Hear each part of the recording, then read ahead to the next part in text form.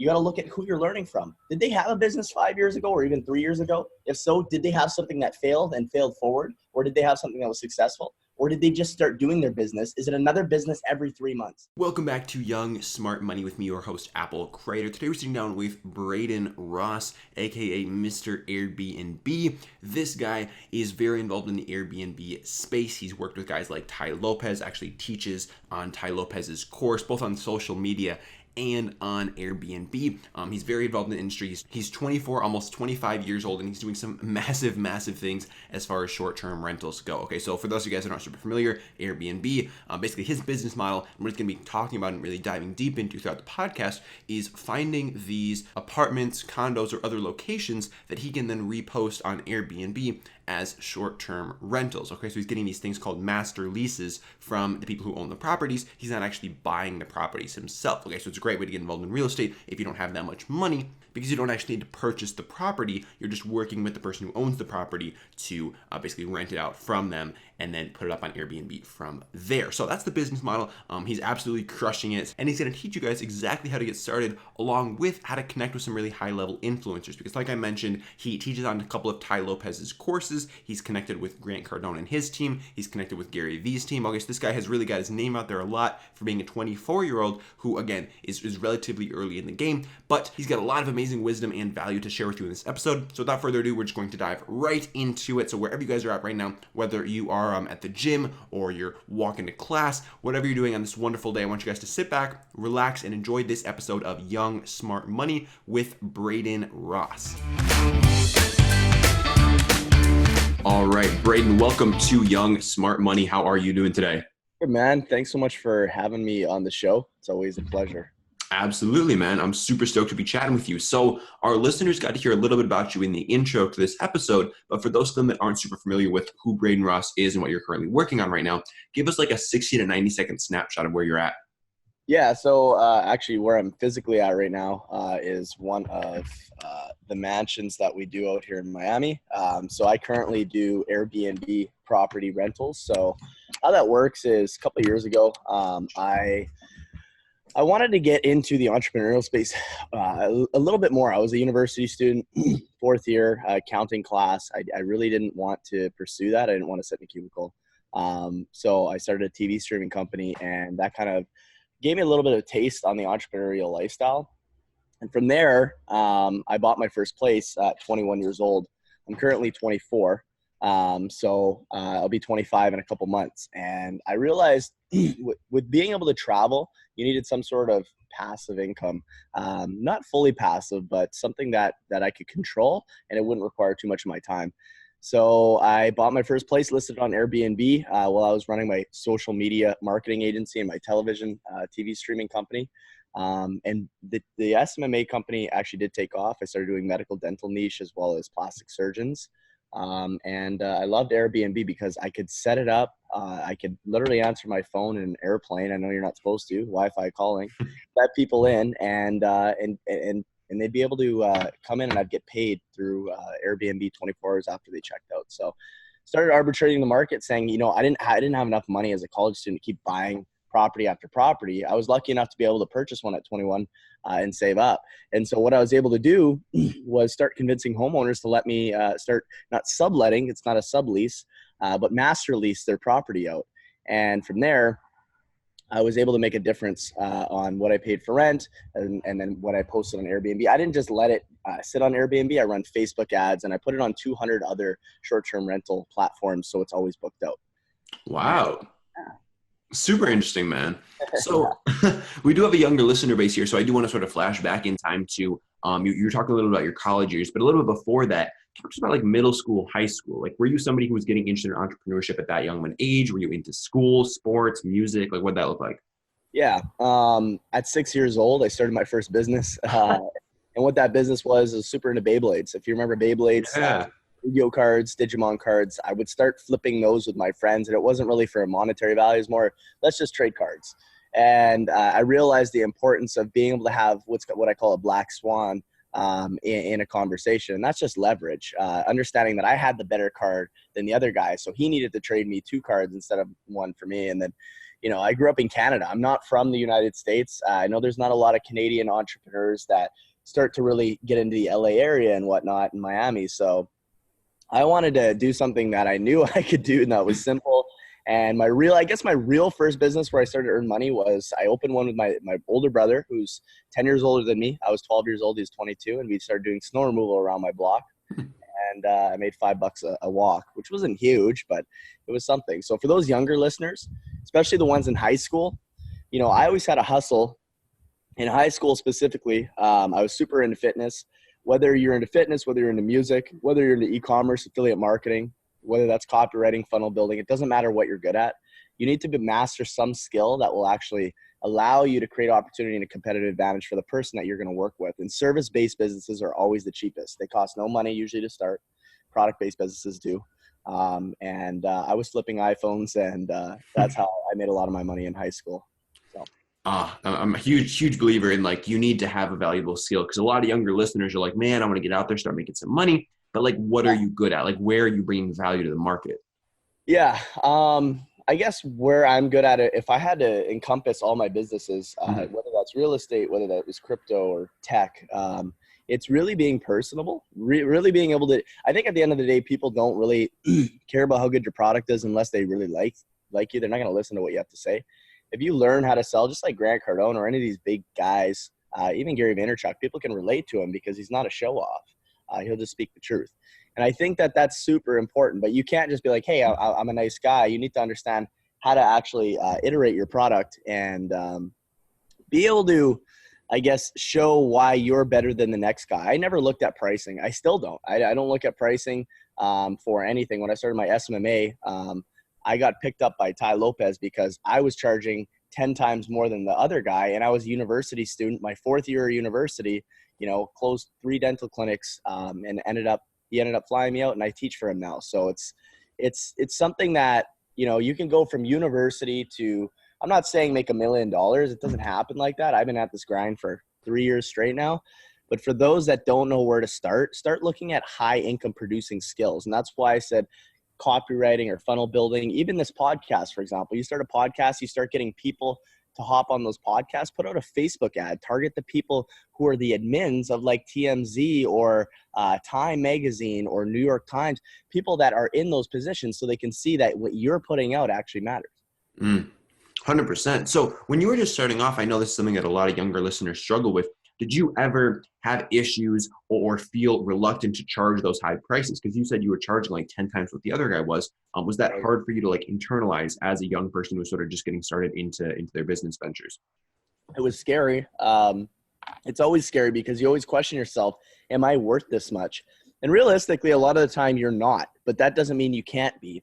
Meaning if you show them, here, I'm not going to charge you the money right away. These are my prices. Let me show you what I can do. And if they see the value and the value, so how I did it was I became really good at SEO, search engine optimization. And when I was in my last year of university, when I left, I started really getting into why is Google important? I knew nothing about what the internet had to provide in affiliate marketing. I heard of dropshipping in 2015. I never took advantage of that. I wish I did. I really wanted to understand why being on the first page of Google mattered. And I know it's starting to be a little bit skewed because people are really focused on social media. But when you're on that first page of Google, people understand that you don't really have to call those leads every time. Those leads are coming to you. So with these dental clinics, I promised them. I said, I'll get you to the page 1 of Google for our local city. I live in Calgary, Alberta. And I think there's like 300 and some odd dental clinics out there. If I don't do that, I'll give you all your money back by 6 months. So he had a guarantee. I was willing to put my skin in the game. And I'd basically work for nothing if I couldn't achieve the result. And that's what people want. Business owners want results. They don't want maybes. And so all these kids who are starting SMMA or want to start digital marketing, it's too hard to learn Facebook, LinkedIn, Instagram, Pinterest, Tumblr, all these different platforms. So I haven't started my podcast because I don't know exactly what I want to talk about. That's why I'm not going to jump in your shoes because I don't know yet. So I'm not going to try to be good at everything. And if you do that, you're never going to get anywhere. Get good at one skill. If you're going to start an SMMA, for example, for a lot of the kids that are listening or people that are listening, become good at funnel building and Facebook ads, those 2 things. And then on top of that, if you can do that, you can adverse those skills, especially Facebook ads, into like affiliate marketing or creating your own service or brand. That's what Absolutely. Could not agree more. Could not agree more. So transitioning into college, was that a big decision for you? Like, should I go to college? Should I not? Was that something your parents really enforced for you, or what was that looking like? My my parents, I think all of our parents, you're 20, right? So you're Yeah. 90. So I'm a 94, and I think that a lot of the millennials, because I fall into that category, I think a lot of our parents, they didn't have this opportunity, so they're pushing us into that space. You know, I was originally in environmental health and safety and sciences. I hated science. Why did I do that? I spent 15 grand on something that I didn't even like. And then I went to business school because I thought business school would create that opportunity so I could have that piece of paper because I didn't know any different. So there's a lot of listeners, I'm sure, that are saying, you know, my parents are saying I have to go to school. It's $50,000 for 4 years, blah, blah, blah. You need to understand that my parents did the same thing, and I'm sure a lot of entrepreneurs' parents did the same thing, where they're going to say, go get a job, go get a job, go get a job. I made like $800 my first month of creating my Ross Box TV business. And they're like, get a job. Like, you need to make more money than that, especially if you want to live on your own. And that's the struggle is if you want to make 100 grand a year, you need to understand you're broke. You're broke if you're making 100 grand a year. You're doing okay. You can live, but you're not going to be free as you want. You're not broke. I shouldn't say that. But compared to the people that you should surround yourself with, you need to push the envelope. And if you don't do that, school will never push you past that. Unless you're becoming a doctor, a lawyer, or a profession like that, then it's necessary. I'm not going to have a doctor work on me if he learned off Google, for example. You know? Exactly. So it sounded like you, by the sound of your story, that you dropped out eventually when you were pretty close to graduating. So what did that decision look like for you, and why did you decide to do that? I was in accounting. I hated taxation. Now I realize how important it is. I was 20 years old at the time, 19, 20. So I realized that sitting in this room, and I was still trying to produce my Ross Box business. I just felt like I wasn't gaining, like I was learning stuff that wasn't necessary, you know, human resources, or I'd have to take an architectural and design class. Like, why do they make us do that? Because they need to fill the void in prerequisites, especially in business school. If you want to learn how to do a business, make a business, start a business. There's so much online information. I learned more from YouTube, and I have an interview literally on the news where they're like, you guys are doing midterms, blah, blah, blah. How's everything going? Where do you get most of your information from? Do you believe a cell phone is making us smarter, or are we just becoming more dumb and the cell phone controls us? So it's like, I honestly believe that I think humans are becoming smarter. I believe that because we're surrounded by so much information, we're in an information age. And I believe that most people aren't implementing as much yet. But I do truly believe that we can learn anything we want online. It's there. And a lot of these courses that people put out, you can learn the information online. If you don't want to spend all the time looking in different spots, then great. But I think that for those that are struggling to know if they should go to university or not, ask yourself, what do you really want to do? You might not know what you want to do in 5 years. That's okay. I still don't even know exactly. I know I'll be in real estate my whole life. I know that because it'll always be here. But I love to be able to transition knowledge to people. And whether that's, I'm not the smartest guy in e-commerce. I don't do drop shipping. I'm not going to pretend I am. I know for a fact that there's other guys in Airbnb that know what they're talking about, and I know I could still learn from them. I'm not trying to be the smartest. And if you are the smartest, then you need to move whatever place you're in and go around smarter people. And I always believed in that. And I realized that college was keeping me in those four walls, and I was never around smarter people in these areas. And they were only teaching me what they had known. And most of them weren't even making 6 figures a year. And it's not based only on money, but it's based on the byproduct of what money offers. And that's freedom. So how did you start finding these higher level people to surround yourself with at that young age? You have to go looking, man. I mean, I sat in my parents' house. I remember when I left school that summer, my car blew up on me. I was driving a 2006 Kia Rio. I didn't change the oil in it. It's always that story. I feel like everybody has that story. Oh, I rags to riches, blah, blah. I'm not even trying to make it seem like that. My parents provided, my family is, I'd guess, like a little bit above middle class. We're not rich, but they always provided me with the things I needed. I wasn't a spoiled brat. I have 2 brothers. So really, how did I surround myself with that? I put my head down, and there was 2 people that I wanted to meet. It was Grant Cardone and Ty Lopez, because that's all I learned from online and YouTube. I'm not going to meet YouTube. It's not a real person. So how I did, Can you see?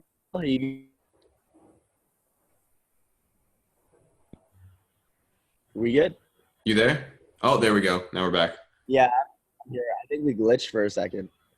All right, no worries. You were just talking about Grant Cardone, Ty Lopez.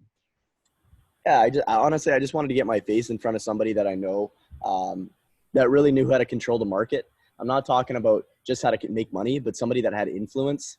And I'm not saying become a social media superstar, because there is cons to it. But if you really want to build out something you can sell, if you build a personal brand, which I recommend over a business brand, you can sell anything. You look at Kylie Jenner. She became a billionaire from it. Like, she killed Yeah. it. So how did I do it? I started to push myself in my local area of Calgary. I actually was in Langdon, and you're not going to know what Langdon is. That's why I didn't mention. There's only 4,000 people in there. That's where I started doing my TV streaming company. I'd ride my bike around, do free trials, post to the Facebook group, do craft markets on the weekends, and carry around a little tiny 32-inch TV. I started meeting other business owners, and I started doing it through craft sales, honestly. And as stupid as that sounds, it pushed me into that very base level. And from there, I started getting into the social media world. I went, well, I'm only one guy. I can only be in one place at one time promoting my product to a few people. What if I could do that at mass quantity and understand a scaling system that would actually produce results? And that's what happened. And then people started recognizing, oh, I've seen his advertisements a few times. I wasn't being annoying. And even if they hated it, you still hit them with another ad. And then that's where it was, I think it was 2 years, it was about a year and a half ago, 2 years ago, I went to GrowthCon 2. I started networking online with guys like you who are in the industry, guys in LA and Miami, that knew a lot of people that were running very successful businesses. I ran into a friend, his name is Berto, who runs a large Forex company out here in Miami.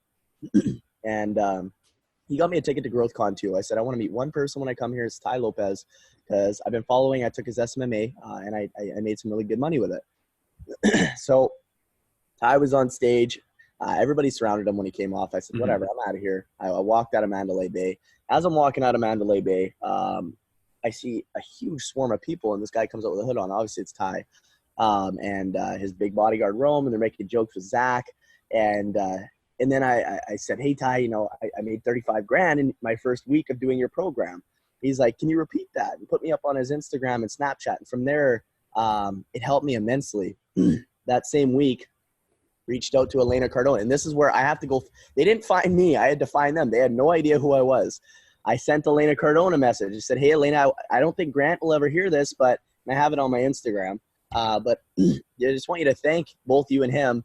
After this week, I've been able to start a coaching business showing people the basics. I was only charging, I think, $50 an hour, which is fair.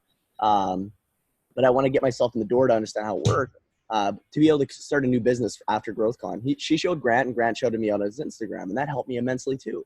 So things were starting to fall into place. A year goes by. Ty and his team forgot about me because they meet so many people. Yeah. And it's Sunday night. And again, I'm trying to find opportunities. I'm reaching. You have to reach, just like you do. You get a lot of good people on your podcast. Thank you. So I comment on Ty's post. This guy talking about how much he made in SMMA, making 6 figures a month. Great. And I said, hey, do you remember me from GrowthCon 2 last year? I wake up the next morning, and he messages me and says, hey, fly out to LA. We'd love to feature you in a testimonial. And this is how my story started to unravel. We'd love to feature you in a testimonial. We'd love to have you teach in Social Media Marketing Agency 2.0. I was happy, right? Like, that's something that I wanted so bad that I made it happen. And of course, with their help, they hadn't seen how it wouldn't happen. And it happened. The next day I was out in LA, I was shooting SMA 2.0, and I was working now with the guy that I'd been watching online and learning from over the past year and a half. And I pitched the Airbnb idea as I was filming the videos. I said, hey, I'm doing this Airbnb business. I think it's lucrative. You have to own no real estate. You need no credit. You need no money down to get a property. Not in all cases, but in some. Mm-hmm. And you don't even have to furnish the place. You can get in and start making money and manage people's places for a percentage. Ty's like, we'll put that on knowledgesociety.com. Well, his team did. It'll be like a $10 a month subscription. I get a call back this last January, and they said, hey, we just got a place in New York. You want to come shoot Airbnb? We called like 35 other teachers, but we really liked you. And I was like super happy. And I said, yeah, definitely. I'm going to come film. So we filmed HSMC, so which home sharing management company. And now we're super close. I'm actually about to go on the live tomorrow with them to teach all the social media marketing agency students that they've put through, which is over 40,000. And this all started to unravel. And it's not to boast. It's to be like, this is possible. You can have it. But if you stay in your mom's basement or wherever the hell you're sitting and you keep playing video games, you can play video games. There's nothing wrong with that. But at least put in the work to something you want to attain. I still play video games. I don't care. You need time for yourself. And then Gary V's team actually reached out to me a couple weeks back where I helped them endorse his new sneaker line, which is great. I love it. And those are like, I feel like I caught, like back in the day as a kid, Pokemon. I played Pokemon. I feel like I caught 3 legendary Pokemon. So that's what it feels like to me. And now I'm just doing this. I'm here in Miami. We just picked up 6 large houses. It's a lot of work. I'm still working 12 to 13 hour days. I don't hire just everybody. I need to understand the functions. So whatever business you're running, understand the functions of each portion. Don't become great at them, but start delegating. You should be the guy that manages and builds the business, not the guy that does everything. And so that's where I am in 2019. Run my Airbnb business. My biggest other business is I teach people Airbnb. I do Airbnb coaching. I guarantee somebody an Airbnb in 30 days or less. We only have 30 people in the groups. It's not everybody is accepted. They hop on a call with me and my team, and we vet them over the phone. And then we decide, hey, this might be somebody who's a good fit. And if after 30 days or less, they don't get an Airbnb, we find their lead, help them close their deal, and get their listing set up and optimized. And it's a rinse and repeat process. So my life is good right now. I just finished taking my parents, my dad on his 50th birthday. We went on a cruise to the Bahamas, made it down here to Miami. He even helped me set up this house. And yeah, it didn't happen overnight. Like I said, I made $800 my first month, and that's going to happen. You're not going to, you never make a boatload of money your first month unless you strike something amazing. You need to think about why you're better. And if you don't feel like you're better for a certain reason, I'm not telling you to reinvent the wheel, but I'm saying find something. Like if you're starting in SMMA, why don't you integrate selling the leads instead of just giving the leads, and then you can earn a commission off it. That gives you a competitive advantage. Affiliate marketing, there's tons of affiliate marketing out there. ClickFunnels, for example, offers like a 40%. But my main focus, anyways, I don't want to get off topic, is Airbnb, and I love it. So that's where I'm at.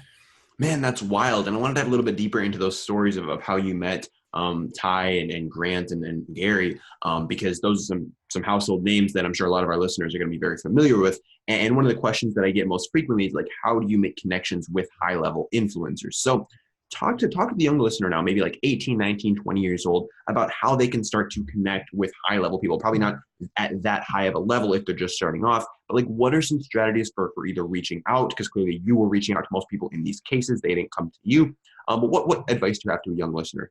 Yeah. If you're going to school to learn how to build a business, like I said, but you really love the idea of becoming an influencer, or you really love the idea of having something where people know your name because you created something magnificent, you need to follow in the footsteps. Everybody says get a mentor. Yes, get a mentor, but get somebody who's actually willing, not just to show you the ropes, but somebody that's actually willing to be right by your side when you need them. What I mean by that is if you reach out to these influencers, 10 million, 2 million followers, maybe you love YouTubing and maybe you love pranks. Maybe you follow Vitaly. Maybe you like Vitaly. Maybe you want to be like Vitaly and you want to do pranks. You need to understand that he's not going to see your DM on Instagram likely. You need to go to where he is. You need to get into these events. One of them I went to a Social X. I met with a lot of really good influencers in different areas. One of my good friends, Sean Kelly, he's part of Jersey Champs. He's a very good friend of mine now. Josh Madrid, Jet Set Fly. He's a good friend now. And just a lot of these guys really doing really amazing things. And how I got there was physically showing up. I wasn't sitting behind my phone waiting for them to DM me. They don't even know me. They didn't even know I existed. I was nothing. And you need to understand that you need to get in front of them. Once you get in front of them, the law of association will put you in front of more people because you now are associated with them. You need to show up to events. Go to these big conferences. Go to Thrive. Thrive is going on right now by Cole Hatter. Cole Hatter's in Vegas. Tons of entrepreneurs that you follow every day are there walking around. What are you doing? You're sitting behind and watching from Instagram when you could be there. And if you don't got the money, find the money. Costs a couple $100. Get a cheap Airbnb. Get a $50 one bedroom. Just show up. Make yourself look like you care. And that's how I made it, man. That's how I made it. It was showing up to these events, and events changed my life. Not because of just the knowledge that was portrayed. It was the network that was there. And that's what I recommend. If you're 18, 19 and you're listening, then you need to do that. Start looking up these big events that are going on. I'm actually holding a mastermind myself. It's not going to be as big as Cole Hatters because I like smaller groups, but it's going to be 250 people. And we'll have some of the best people from across the world, I believe, in different industries, all the way from cryptocurrency trading, Forex, my buddy Berto out here. I'm going to try and get like Chase Hero out here, Dan Fleischman, a lot of the big names. So I want to get these kind of guys, as well as Casey Adams, Build Your Empire. My good friend Dylan is with him. You must know all these people. Oh yeah. Yeah. So yeah, that's what I recommend. That's great advice. And I mean, the events that I've gone to, the events that I've spoken at, like that is where I've made the best connections with people. Cause like when you meet someone one-on-one, face-to-face, like that is when you can actually have a meaningful connection with someone. Like you can get to know somebody a little bit through like DMs or like having them on a podcast, but like until you meet them face-to-face, it's a completely different ballgame. Yeah. Yeah. I just met some of my guys that have been working for me for like the past 6 months. And when you meet someone face-to-face, I don't think there's ever going to be anything that really, whether it's holograms or whatever's coming out next, augmented reality, nothing will replace that. Nah, never. So one thing you mentioned, Braydon, is the idea of delegation. And I want you to dive a little bit deeper on that and how you said your process was like you learn something a little bit, you figure out like how something should be done, and then you delegate. Let's talk to us about that process. And yeah. Yeah, I was horrible at it before. I tried to do everything. Oh my God, when I signed my first SMMA client, I was doing the SEO, email marketing. I was doing all the photography, videography, which I had no idea about. Running the Best Buy, trying to buy a camera, not knowing how to use the camera, everything. It just doesn't work, man. I realized I sucked at most of the jobs because the one thing I was good at was keeping the client happy. Let me just hop in the shade here. Sure. I think we're a little hot. Sorry, man. Ugh. No sweat at all. A little toasty out here. It's 100 degrees. Ridiculous, man. Yeah. I'm not used to it. I'm Canadian. I'm from Minnesota myself, so I can relate. Oh. Okay. Are we good now? Yeah. Okay. So where was I? I was talking about different skills. Yeah. So what I recommend, honestly, when you're trying to bootstrap a company, which most people are trying to do, especially if you're just starting a business, you have two great websites most people use. That's Upwork and Fiverr. And you need to find people and test different areas. I recommend Fiverr over Upwork, or Upwork over Fiverr. I feel like you get better quality because they actually test them based on the proficiency of that skill and their language asset. So I think that if you wanted to start a social media marketing agency, you need funnel building, Facebook ads, Google ads, SEO, email marketing. And those are really your 5 main pillars. And then, of course, your organic Instagram posting, etc. So if you can fill at least 4 out of 6 of those voids that you aren't good at, then you can go on Upwork and Fiverr, charge your client, I don't know, $2,500 a month, and you can outsource at least $1,500 a month to get everything done. And you're making $1,000 a month to keep your client happy, and it's passive. And of course, you gotta remember taxes. Nobody talks about taxes in this business. I don't know why. Nobody is talking about how much money. They only talk about how much money they make. They don't talk about taxes. Are we still good? Yeah, I think video froze, but I think we're still here on audio. Shoot. Do you want to just wait a second? Oh, you might be back now. Yeah, I just wanted to say nobody talks about taxes. Like everybody's talking about how much money they're making. But I feel, honestly, we both know that there's so many fakes online right now. Instagram's the perfect platform to make yourself look like a CEO. You start a new business, you're now a CEO. It takes a long time to become a CEO of a company. You're a business owner. That's okay. But you haven't proven nothing yet. And a lot of people are fooled. So you really got to look at, the law of association. You got to look at who you're learning from. Did they have a business 5 years ago or even 3 years ago? If so, did they have something that failed and failed forward? Or did they have something that was successful? Or did they just start doing their business? Is it another business every 3 months? Somebody who has another business every 3 months is looking for the next opportunity to get money from you. And there's so many people like that. So you got to remember, dropshippers, for anybody that wants to get in dropshipping, somebody who makes $100,000 a month on dropshipping, they're probably making 15 to 20 out of that. Then they got to minus their taxes, which they don't talk about, which is probably 25 to 35%. So if they're taking 25 to 35 off 20, then we're talking they're probably making like 13, 14,000 out of 100,000. But people only see the 100,000. And even myself, if I make $100,000 in a month, I have to pay the government like 42%. That's 42 grand. People don't talk about that. So I really want people to understand that there is two sides to this, and it's easy to manipulate the young audience. And all these, like even myself turning 25, it's so easy. If I wanted to say, hey, I just did $1 million last year. Look at my Stripe or look at my PayPal. Here's the images. It's very easy to Photoshop anything. So you need to understand, who are they associated with? Have they bought their way into it? It's easy to buy yourself into any publications now. You can get yourself in anything. Yep. And people are going to hate me for saying this, but it's easy to get yourself in Forbes. It's easy to get yourself. You can buy it. $5,000, you're in. Yeah, easy.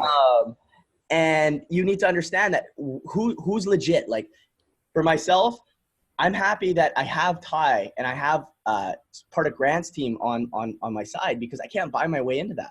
I had to go through 2 lawyers, 2 accountants, and a personality test just to get in. And it was like, okay, people know for a fact that they can trust that. Now, a lot of these guys selling coaching services, and I'm not here to rant, are learning the business, not implementing the business, faking their results, and then selling that knowledge that they have no idea works. And people buy these courses, and then it's a non-refundable. So just be wary about where you're learning from. Honestly, 18, 19, stay in your own lane, learn from the people that you know are legit, and take those nuggets out daily. You should be waking up. You should surround yourself. Every day I surround myself. Okay, this is what I got to do. I got my whiteboard over here. It's right there. Every day I got something, and it's a list. I call it a poly list. 5 top things that I need to get done. After that, if I get anything else done, great. If that happens at 10 a.m. or 10 p.m., I got it done.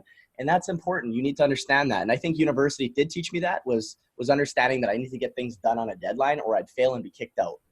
And that's one thing I took from it. So, that's where I'll leave that. Man, I'm really glad you said that, because there is a lot of garbage out there, and there's a lot of people who are trying to sell a lot of different things. And you really have to do your due diligence. Like, you got to look into their past. You got to look into their history before you hand somebody like $997 for some kind of coaching call or some kind of program. Like, dig a little bit deeper. Okay. Don't just look at surface level, like peel back the layers a little bit, guys. Cause there's a lot of people trying to sell you a lot of things. So much stuff, man. Every other person, look up entrepreneur under Instagram. Type, you'll see name after name. Hey, check out my 14-day blah, blah, blah. They'll get your email and they'll sell you. Yep. But anyway. All right. So I want to transition now into Airbnb, because that's where you're doing most of your stuff right now. You said at 21 you bought your first property. So first, just walk us through that, because I got a lot of young listeners as well who are interested in getting involved in real estate. Where did you get the money to buy your first property? Obviously, you're doing some SMMA, doing that TV streaming service. Yeah. So to be completely transparent, it was from my Rossbox company. SMMA just started rolling in money when I bought that property. Sorry, I got a little I think it's a helicopter flying over. We can edit that out. Oh yeah. Interesting. Can I restart that? Yeah. Okay. So to be completely transparent, when I started my SMMA, it was just when I started to purchase my house. So all my money that I made was from Rossbox. How I made it, and this is not, I'm not trying to be like everybody else. I had $100 and I bought a TV box. It was an Android TV box. I bought it from Amazon. I didn't have enough money to private label from Alibaba, where I had to buy in bulk. So what I did was I typed in Rossbox into Amazon, because that was my company name. I didn't know what to call it. And there was something called an R box, which was close enough. So it made it look like it was my personal box. And I wasn't saying that it was mine, but what I was saying was I learned how to program what are called repositories into the Kodi platform. Kodi is a huge open source software platform where you can watch any TV show, movie for a one-time fee, and you connect it to your internet. All you got to do is update your firmware. So I started to learn that. I spent a month just sitting. This is where I did sit in my parents' basement. I bought a little QWERTY keypad and started typing in and learning how to actually create a program that was able to just stream movies and TV shows just like you would on your laptop, but you could do it by simply just having it find all the best sources for you. So it had a scraper built in, and people could just watch movies and not have to worry about advertisements. So how I got around that and didn't get in trouble at the time, and I actually pushed Rossbox aside now. I don't do that anymore. It's streaming. It wasn't actually downloading. In Canada, once you download or upload content, instead of being a bypass or when you're watching in the middle, essentially it just goes through, you watch it, leave it. If you upload or download, you are then infringing on copyright, and you're subject to a large fine and jail time. So that's how I got around that. But I was super intrigued. And what I did was I thought, what is a huge problem in Canada? We don't have unlimited data, by the way. I pay $300 a month for my phone bill, which is absurd because I know in the United States you can get $60, $100 a month or whatever, unlimited. And then for cable, it's like $200-$300 a month as well. So I thought to myself, I'm living in a community where there's a bunch of families. Most of these families can't afford, especially trying to provide for the family, $300 a month on all these shows for their kids. So that's what I did. I posted on the buy and sell group. After I'd learned, bought my first Android TV box, and what I offered was a free trial.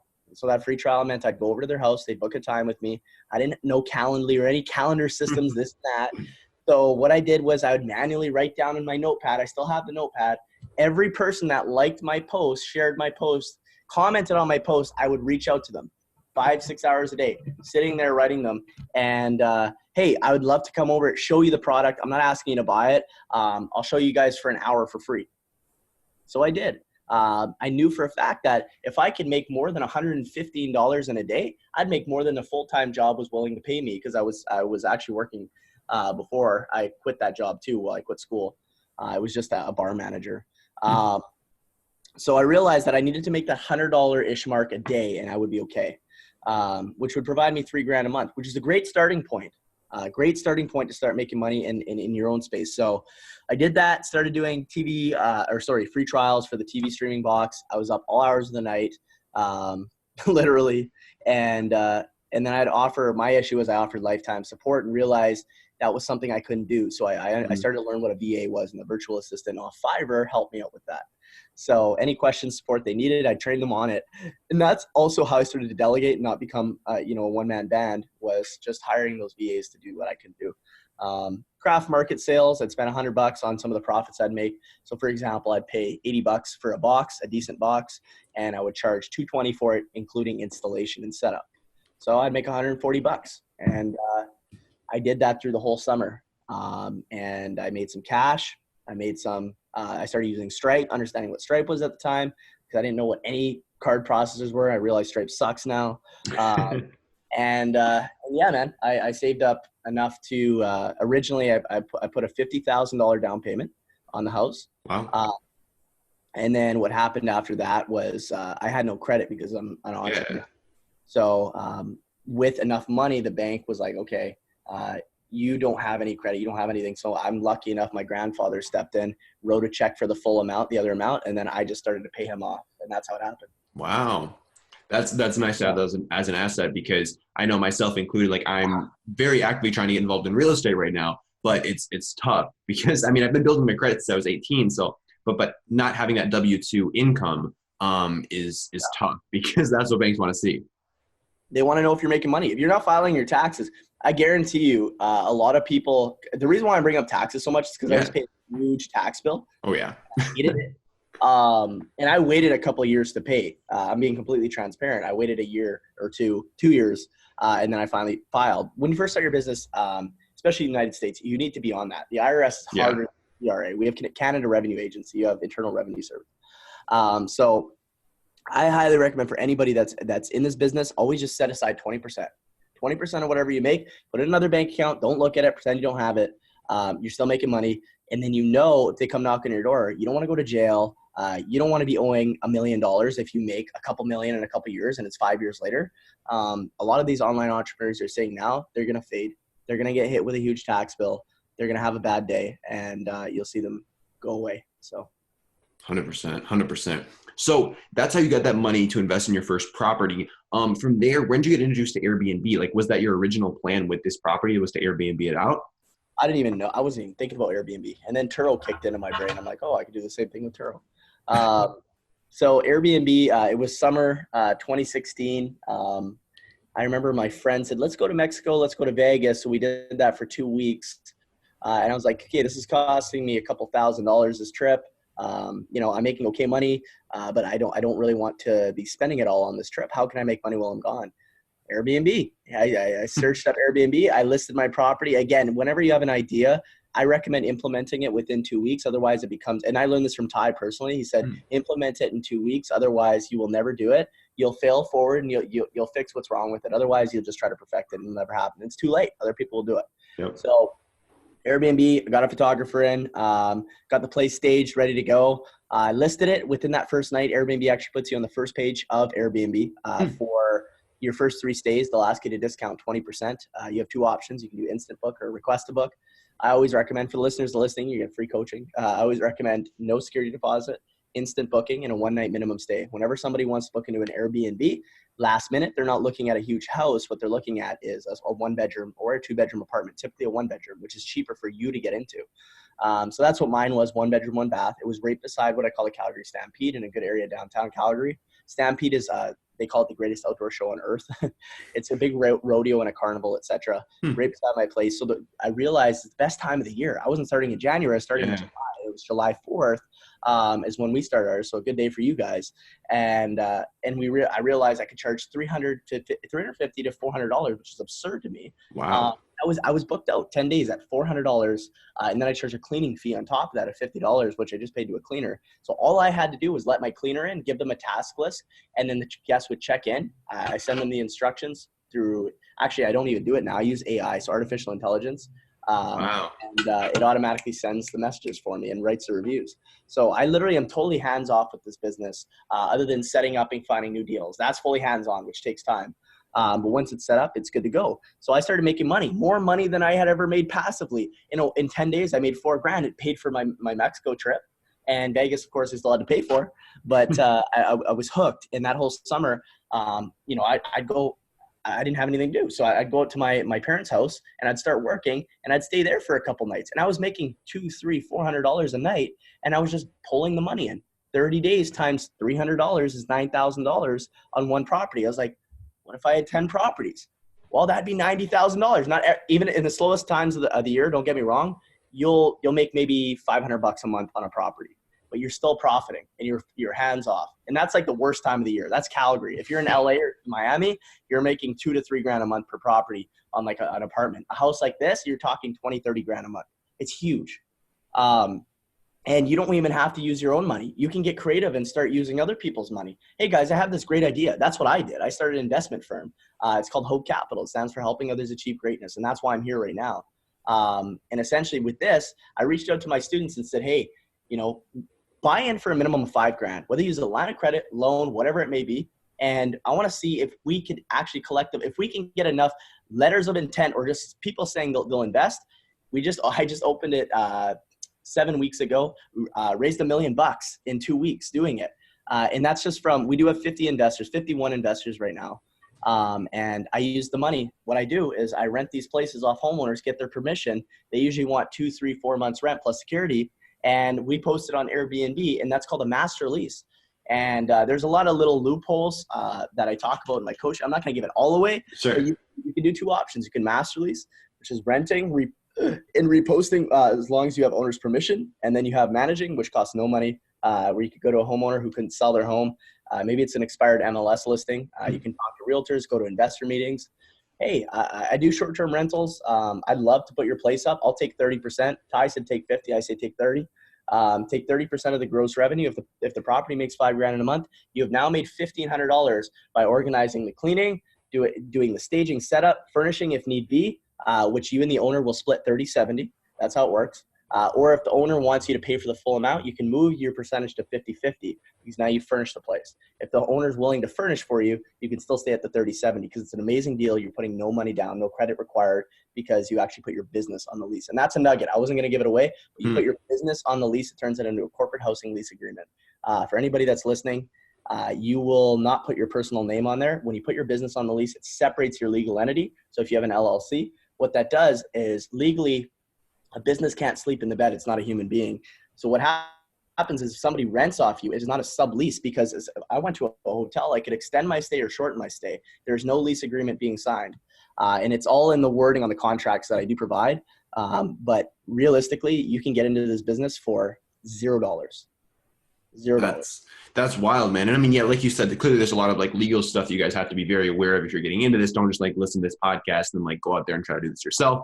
you'll get yourself into some trouble. Definitely do like your homework, your due diligence. Yeah.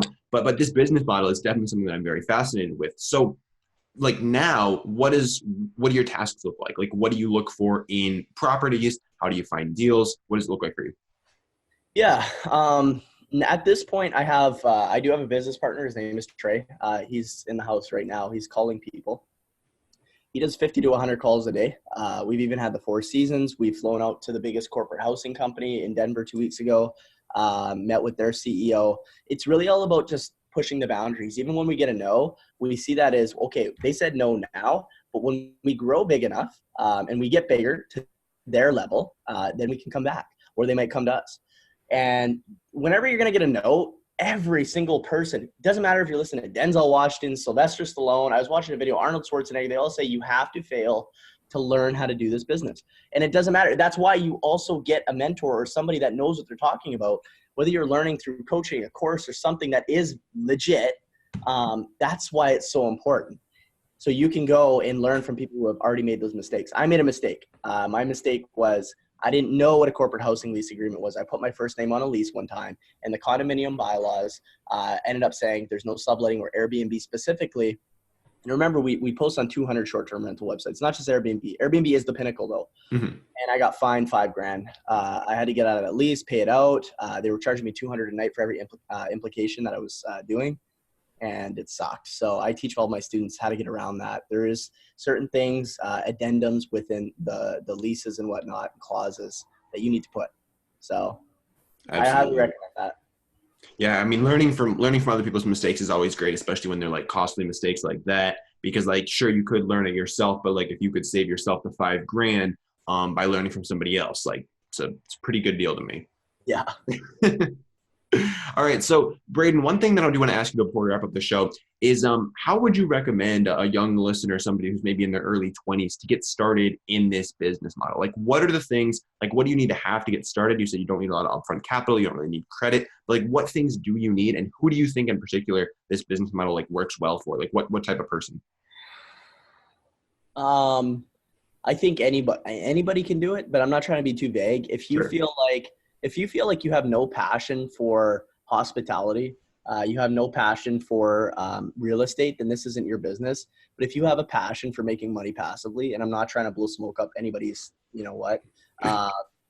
this business is for anybody wanting to get into real estate without needing a large amount of money. We know that before Airbnb, we had to purchase property, which you need a huge down payment. Look at me. If I would have known I could leverage other people's properties, I would have taken that $50,000. I would have looked for 1-bedroom to 2-bedroom apartments, for example. Not everybody has $50,000, I get it, but I would have taken that $50,000 and I would have divided that amongst 25 properties. Those 25 properties, even paying me $500 a month, would have made me $12,500 a month. Making $1,000 a month makes me $25,000. Instead of one property with all my money tied up in it, making me no money a month. But even if I Airbnb it, I put way too much capitals and eggs in one basket. With this, as long as you can get the deal, and how you're going to get the deal is you got to go where the fish are, and that's like going to investors meetings. You type in your city, real estate investment meeting city. Even if you're 18, those investors are going to be like, I appreciate you. Now, if you're nervous, get somebody who's older, whether it's your family member, maybe it's your dad, a cousin, a friend. Get somebody who's older, because we know older people, I don't care what anybody says, they will judge you based on how old you are, how you talk, what you know. So you need to know your stuff. And if you need to show up, like when I show up with my dad to some of the deals, because he loves being involved, people take me more seriously because they look at me, they're like, oh, this young kid, he's not going to pay $20,000 a month for rent here. It's dad's money. I had that 2 days ago. This French guy said, it's your dad's money. Where's dad? I'm like, it's not dad's money. We have an investment firm. We have the money for it. And it's not all my money. It's other people's money. But the nice part about this is I'm making other people money, and it's not just for me. It's so bad when people want to get to the top alone. Like, it's so bad.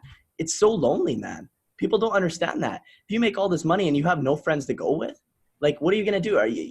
You're going to sit alone on your own island doing absolutely nothing. And I know a few people like this where they literally, when they're on their deathbed, they're not going to, all they thought about was money their whole life. Money, money, money, money, money, money, money. Never thought about helping other people. And that's why we called it Ho Capital, helping others achieve greatness, is because we've now given people an opportunity to run their Airbnb business for them, and for a very low cost. And they don't even have to use their own money. They can use other people's money, line of credit. You can get an unsecured loan for under $5,000, no collateral. And you could actually join this and actually make money with it and earn, and I'll give you the exact percentages, 6% on the gross revenue. So if we do 20 grand in a month on this, you're earning 6% of 20 grand, which is 1,200 or 1,400, 1,250 or whatever it is. And then after that, you make half of that in perpetuity. So you're getting paid even after. A normal real estate investment deal usually takes 7 to 8 years to make your money back. We're talking 6 to 7, maybe 8 months, maybe not even that. We're projecting 4 to 5. And you'll make all your money back. After that, you're getting paid. It's mailbox money, and you can reinvest that money if you choose to. If you don't want to, that's perfectly fine. We've had Ty's team come in. I have a few of his guys. I'm not going to name any names, but I have a few of his employees that have come in and actually invested in this. That's how real they see the business opportunity. So who is this for? How would you get started? If you've got $0, absolutely nothing, I would start learning. Go to my other videos on YouTube or podcasts that I've talked about, even this one, and re-listen to how I just gave you. I gave you the business model is what I did over the stretch of the podcast. But if you have really strap this, you could implement this idea and go to an investors meeting, get friends together, get like 5 friends to come over that you know are working and that have maybe $1,000 each to invest. You could do that, get 5 people to come in, get your first property all together. I don't recommend getting too many people on a property, but if you can get higher, larger, go to the bank, done. You can get a student loan, you can get a loan for this. And I'm not saying start a business on a loan necessarily, but I'm saying at such a low cost, if you do your numbers right. Also, when I'm coaching, we have a software that shows us down to the cent how much a property will make before we even take it on. And how it does it is it collects real-time data from VRBO, HomeAway, and Airbnb. And it shows us the daily average rentals based on the occupancy and how much they're charging and the cleaning fee. And it adds it together using an algorithm and shows us based on that property, based on the community, sort of like when you sell your house, how much a property will make. So you need to do your due diligence. If you don't have that software, go on Airbnb, start researching. I would start by learning this business model, because you can't pitch something you don't learn, you don't know.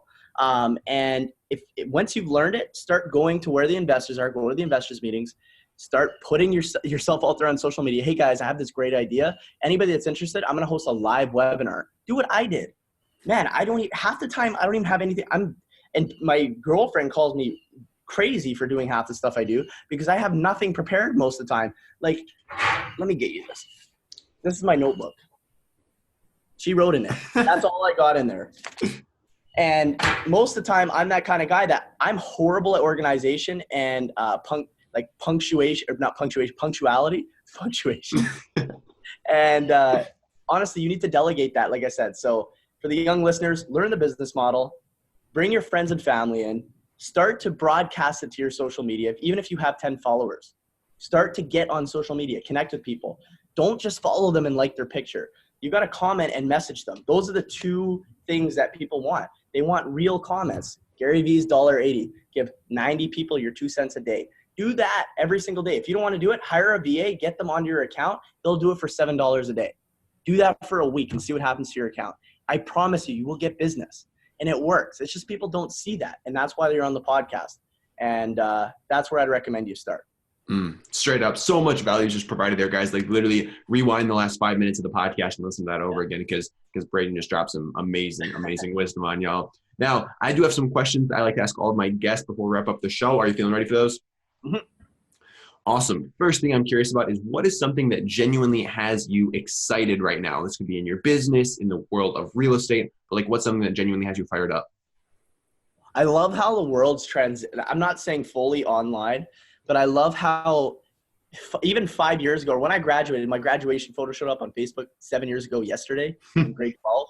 And I looked at myself and I'm like, I had zero knowledge on what I know now. And I learned more in 1 year online than I did in 12 years, I believe, in school that actually I can use practically. And that's just it, is practicality is key. So what am I excited about? I'm excited about this information age we're in right now, turning into an implementation age where we're going to start seeing more young entrepreneurs, booming businesses, because we already see it. There's so much opportunity. I feel like every 1 in 2 or 3 people now that are our age want to start their business online because they're influenced by the influence, which is good, even if they're fake, influencers online by what's possible. What's possible is the drop shipping. What's possible is starting a YouTube and becoming a YouTube star and eventually maybe making it into an A-list movie. And it's just so much opportunity online. I think that people have no reason to be unsuccessful now unless they're lazy. Straight up. So, Braydon, what habits, do you have any habits that have served you particularly well, either in business or lifestyle? Yeah. So for me, honestly, I study a lot of what like top leaders do every morning. And with what they do, like Jeff Bezos, for example, he usually will hop on his phone for like 1 or 2 hours when he wakes up. I've always been in that routine. Like as soon as I wake up, and even as bad as that sounds, some people believe you should just get up and go. My routine for me works where I feel where I'm not rushed into my day. I do better. So if I'm not rushed into my day, I'll actually wake up, go on my phone, answer all my text, emails, whatever it is, and get my work done and schedule my day. That way I'm comfortable and I don't have to wake up and feel like, oh my God, I got to go to the gym or something. I can do that later on. I'm not even a morning guy anyway. I've never been. I hate morning. Super interesting. That's like the opposite of what most people that come on the show say. So that's super interesting to hear that. Yeah, I hate it. I love it. So, Braydon, I know you're putting out a fair bit of content across Instagram, YouTube, all those different channels. Is there any content that you're consuming right now, whether that's books, audiobooks, podcasts, YouTube channels? So I actually don't I don't read. I read online. I don't read books. Sure. Which I more, but I don't learn that way. I learn visually watching videos. So when I'm learning, I actually watch Dan Lok every single day. Dan Lok is my guy. He's Vancouver based. When I'm watching his videos, I don't have to listen for an hour and a half to watch the full movie. I get the movie in a minute, which I love because I get practical advice that I use every day in my business just watching him. So between him, Ty, of course, a lot of people watch Ty. Yep. I watch a lot of Grant Cardone. The reason why I watch that is because I love to learn how to sell and not just sell for a monetary value, but sell the influence. I think influence has almost similar currency as money at this point, because if you have influence, you'll earn money. That's what's up, man. It's all about the attention, the eyeballs. Like once you have the people and you have that influence over them, you can leverage that for any cause you want. 100%. So that's my opinion on it. Amazing. Well, Braydon, you've been dropping so much value on our listeners. I'm extremely grateful for that. Where can they go to follow up with you, learn more about what you're doing, learn more about Airbnb, all that good stuff? Where's the best place? Yeah, so I'm not a heavy Snapchat, Twitter user. I'm starting to get into it. So it's just Instagram, honestly. It's just Braydon Ross. So IBRAYDONROSS. Super easy to find. You can literally just type IBRAY, IBRAY, and it'll pop up. Usually I have a picture of me somewhere on a beach because that's what I love to do is travel. And you can hit me up there. I do my coaching. And if you are interested in getting into this business and get some real advice, I'm happy to help out. Awesome. I'll be sure to link that up in the show notes for our listeners as well. Braydon, again, super grateful for you and your time. Do you have any last closing thoughts, words of wisdom, or anything you want to wrap the show up here with today?